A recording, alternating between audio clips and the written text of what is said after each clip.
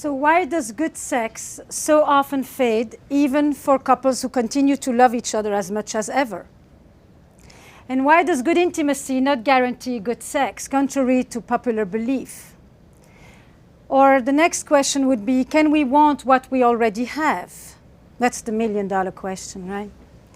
And why is the forbidden so erotic? What is it about transgression that makes desire so potent? And why does sex make babies and babies spell erotic disaster in couples? It's kind of the fatal erotic blow, isn't it? And when you love, how does it feel? And when you desire, how is it different? These are some of the questions that are at the center of my exploration on the nature of erotic desire and its concomitant dilemmas in modern love. So I traveled the globe, and what I'm noticing is that everywhere where romanticism has entered, there seems to be a crisis of desire. A crisis of desire as in owning the wanting. Desire as an expression of our individuality, of our free choice, of our preferences, of our identity. Desire that has become a central concept as part of modern love and individualistic societies. You know, this is the first time in the history of humankind where we are trying to experience sexuality in the long term, not because we want 14 children, for which we need to have even more because many of them won't make it, and not because it is exclusively a woman's marital duty. This is the first time that we want sex over time about pleasure and connection that is rooted in desire. So what sustains desire and why is it so difficult? And at the heart of sustaining desire in a committed relationship, I think, is the reconciliation of two fundamental human needs. On the one hand, our need for security, for predictability, for safety, for dependability, for reliability, for permanence, all these anchoring, grounding experiences of our lives that we call home.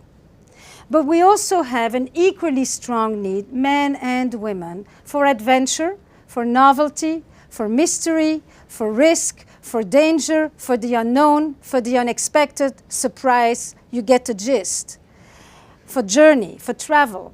So reconciling our need for security and our need for adventure into one relationship, or what we today like to call a passionate marriage, used to be a contradiction in terms. Marriage was an economic institution in which you were given a partnership for life in terms of children and social status and succession and companionship.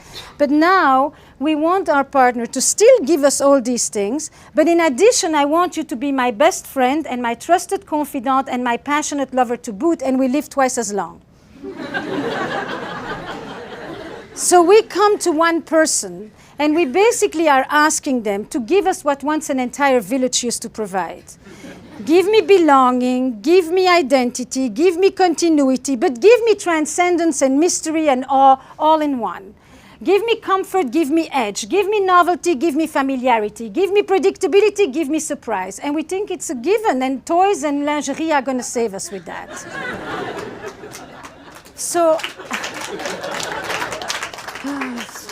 now we get to the existential reality of this story, right?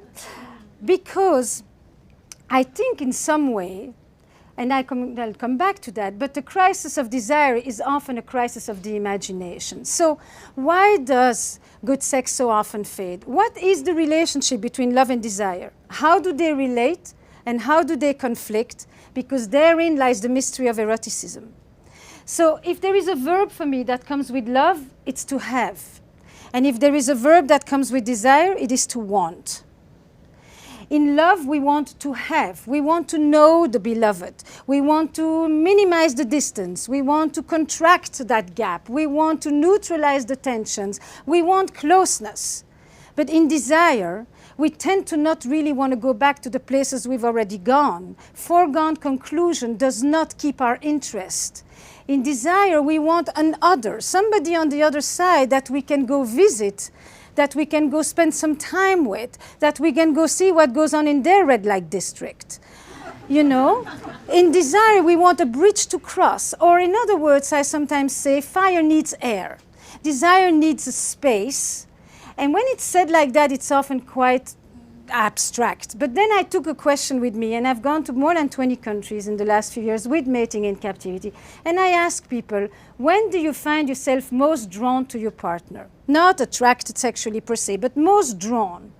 And across culture, across religion, and across gender, except for one, there are a few answers that just keep coming back. So the first group is, I am most drawn to my partner when she's away, when we are apart, when we reunite.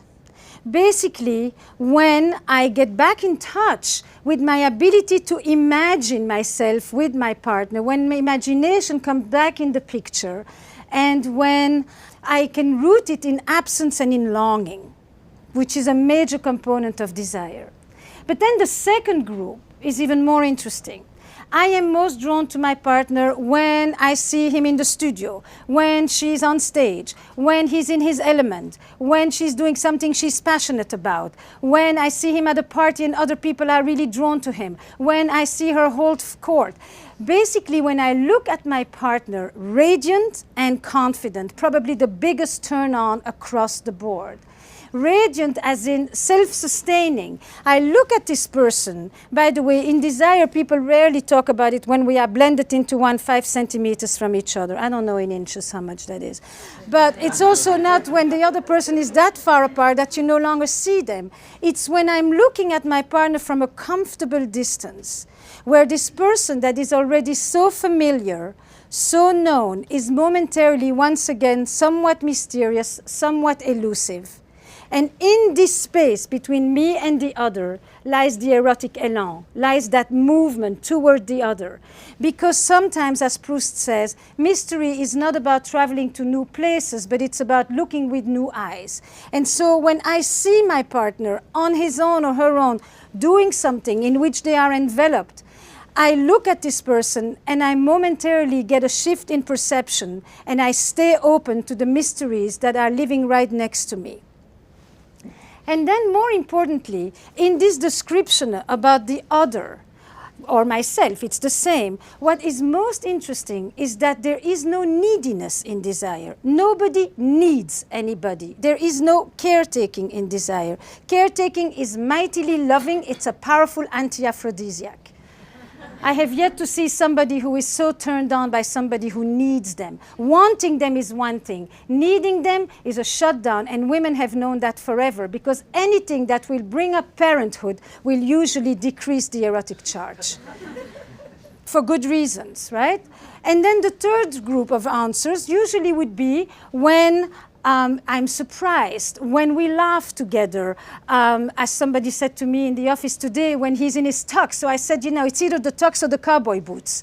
You know, but basically it's when there is novelty. But novelty isn't about new positions. It isn't a repertoire of techniques. Novelty is, what parts of you do you bring out? What parts of you are just being seen? Because in some way one could say, sex isn't something you do, huh? Sex is a place you go. It's a space you enter, inside yourself and with another or others. So where do you go in sex? What parts of you do you connect to? What do you seek to express there? Is it a place for transcendence and spiritual union? Is it a place for naughtiness? And is it a place to be safely aggressive? Is it a place where you can finally surrender and not have to take responsibility for everything? Is it a place where you can express your infantile wishes? What comes out there? It's a language. It isn't just a behavior. And it's a poetic of that language that I'm interested in, which is why I began to explore this concept of erotic intelligence. You know, animals have sex. It's the pivot, it's biology, it's the natural instinct. We are the only ones who have an erotic life, which means that it's sexuality transformed by the human imagination. We are the only ones who can make love for hours, have a blissful time, multiple orgasms, and touch nobody, just because we can imagine it. We can hint at it, we don't even have to do it. We can experience that powerful thing called anticipation, which is a mortar to desire. the ability to imagine it as if it's happening, to experience it as if it's happening, while nothing is happening and everything is happening at the same time. So when I began to think about eroticism, I began to think about the poetics of sex. And if I look at it as an intelligence, then it's something that you cultivate. What are the ingredients? Imagination, playfulness, novelty, curiosity, mystery. But the central agent is really that piece called the imagination. But more importantly, for me to begin to understand who are the couples who have an erotic spark, what sustains desire, I had to go back to the original definition of eroticism, the mystical definition. And I went through it through a bifurcation by looking actually at trauma, which is the other side. And I looked at it looking at the community that I had grown up in, which was a community in Belgium, all Holocaust survivors. And in my community, there were two groups, those who didn't die and those who came back to life. And those who didn't die lived often very tethered to the ground, could not experience pleasure, could not trust, because when you're vigilant, worried, anxious, and insecure, you can't lift your head to go and take off in space and be playful and safe and imaginative. Those who came back to life were those who understood the erotic as an antidote to death. They knew how to keep themselves alive. And when I began to listen to the sexlessness of the couples that I work with, I sometimes would hear people say, I want more sex. But generally, people want better sex. And better is to reconnect with that quality of aliveness, of vibrancy, of renewal, of vitality, of eros, of energy that sex used to afford them or that they've hoped it would afford them. And so I began to ask a different question. I shut myself off when? Began to be the question. I turn off my desires when, which is not the same question as what turns me off is, and you turn me off when. And people began to say, I turn myself off when I feel dead inside, when I don't like my body, when I feel old, when I haven't had time for myself, when I haven't had a chance to even check in with you, when I don't perform when at work, when I feel low self-esteem, when I don't have a sense of self-worth, when I don't feel like I have the right to want, to take, to receive pleasure. And then I began to ask the reverse question. I turn myself on when? Because most of the time people like to ask the question, you turn me on, what turns me on? And I'm out of the question. You know? Now, if you are dead inside, the other person can do a lot of things for Valentine. It won't make a dent. There is nobody at the reception desk. You know? So I turn myself on when? I turn my desires. I wake up when? You know? Now, in this paradox between love and desire, what seems to be so puzzling is that the very ingredients that nurture love, mutuality, reciprocity, protection, worry, responsibility for the other, are sometimes the very ingredients that stifle desire. Because desire comes with a host of feelings that are not always so favorites of love. Jealousy, possessiveness, aggression, power, dominance, naughtiness, mischief. Basically, most of us, you know, will get turned on at night by the very same things that we will demonstrate against during the day. You know, the erotic mind is not very politically correct. If everybody was fantasizing on a bed of roses, we wouldn't be having such interesting talks about this. You know, but no, in our mind up there are a host of things going on that we don't always know how to bring to the person that we love, because we think love comes with selflessness, and in fact desire comes with a certain amount of selfishness in the best sense of the word. The ability to stay connected to oneself in the presence of another. So I want to draw that little image for you, because this need to reconcile these two sets of needs, we are born with that. Our need for connection, our need for separateness, or our need for security and adventure, or our need for togetherness and for autonomy.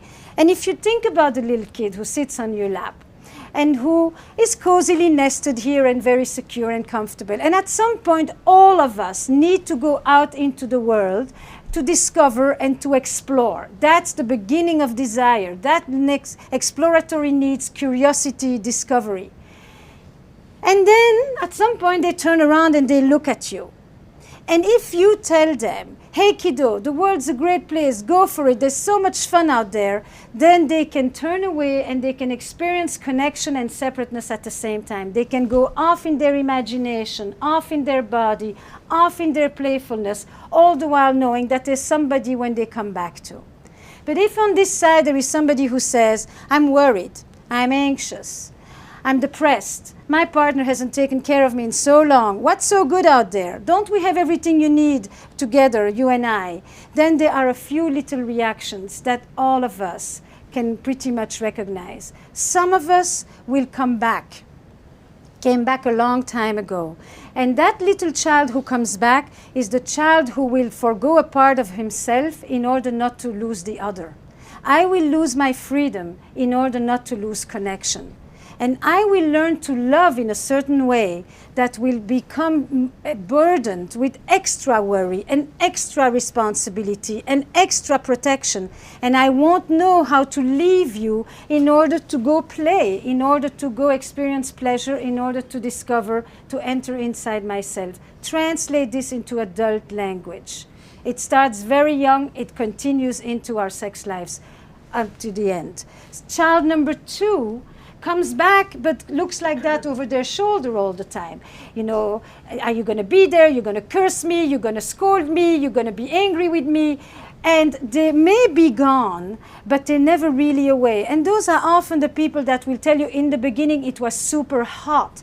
Because in the beginning, the growing intimacy wasn't yet so strong that it actually led to the decrease of desire. The more connected I became, the more responsible I felt, the less I was able to let go in your presence. The third child doesn't really come back. So what happens if you want to sustain desire, it's that real dialectic piece. On the one hand, you want the security in order to be able to go. On the other hand, if you can't go, you can't have pleasure, you can't culminate, you don't have an orgasm, you don't get excited because you spend your time in the body and the head of the other and not in your own. So in this dilemma about reconciling these two sets of fundamental needs, there are a few things that I've come to understand erotic couples do. One, they have a lot of sexual privacy. They understand that there is an erotic space that belongs to each of them. They also understand that foreplay is not something you do 5 minutes before the real thing. Foreplay pretty much starts at the end of the previous orgasm. They also understand that an erotic space isn't about you begin to stroke the other. It's about you create a space where you leave Management Inc., maybe where you leave the Agile program, and you actually just enter that place where you stop being the good citizen who is taking care of things and being responsible. Responsibility and desire just butt heads. They don't really do well together. Erotic couples also understand that passion waxes and wanes. It's pretty much like the moon. It has intermittent eclipses. But what they know is they know how to resurrect it. They know how to bring it back. And they know how to bring it back because they have demystified one big myth, which is the myth of spontaneity, which is that it's just going to fall from heaven while you're folding the laundry like a deus ex machina. And in fact, they understood that whatever is going to just happen in a long-term relationship already has. Committed sex is premeditated sex. It's willful, it's intentional, it's focus and presence. Merry Valentine.